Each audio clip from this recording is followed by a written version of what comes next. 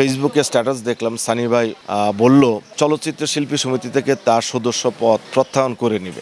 সবার প্রিয় ওমর সানি এবং মৌসুমী বাংলার সেরা জুটি।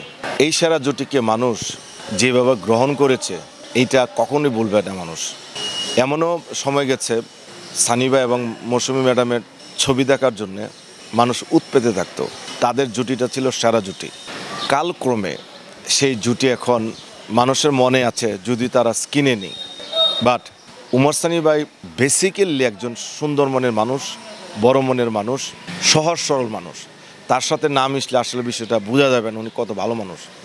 আর মৌসুমী ম্যাডাম অসম।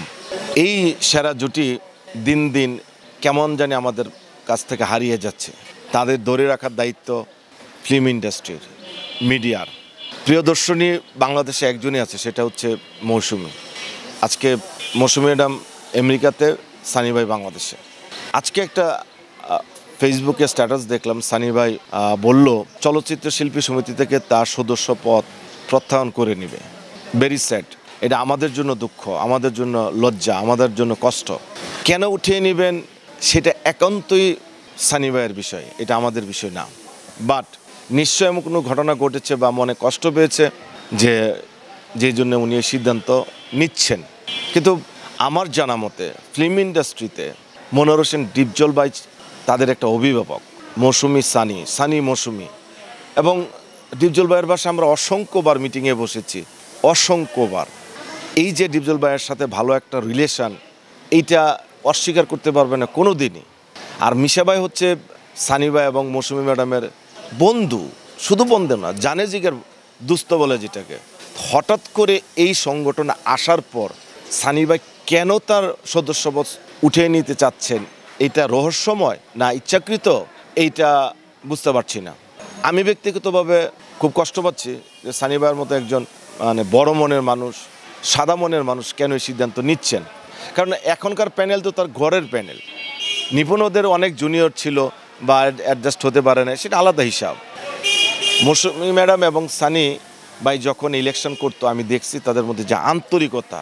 ওমর সানি বলতে যা বোঝা, মানুষ যা মনে করে, আসলে কাছে না গেলে বোঝা যাবে না।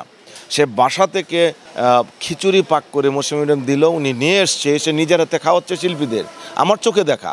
এবং গত নির্বাচনে মৌসুমী ম্যাডামের বাসায় যত শিল্পীরা খেয়েছে, আড্ডা দিয়েছে, গল্প করেছে, মজা করেছে, আমার মনে হয় না যে এত বন্ধুত্ব সুলভ আচরণ শিল্পীদের সাথে কেউ করবে। আমি নিজে প্রমাণ।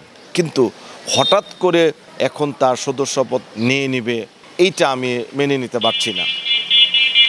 কারণ এখনকার প্যানেল তো দুইজনই তার খুব প্রিয় মানুষ, শুধু সানি ভাই না, মৌসুমী ম্যাডামেরও। তাহলে এই কথা কেন উঠছে? এই রহস্যর জট একমাত্র সানি ভাই বলতে পারবে। আমি আশা করব যে আপনি যদি মন গড়া একটা স্ট্যাটাস দিয়ে থাকেন সেটা আলাদা হিসাব। বাট নিজের কাছের মানুষ থেকে আপনি হঠাৎ দূরে চলে গেলে, আপনার মতো উদার মনের মানুষ খুব কমই শিল্পী সমিতিতে আছে, ওরা আপনাকে মিস করবে। যেমন মিস করছে এখন মৌসুমী ম্যাডামকে, তেমনি আপনাকে। আমি আশা করব আপনার শুভ বুদ্ধির উদয় হোক। ভালো থাকবেন, সুস্থ থাকবেন।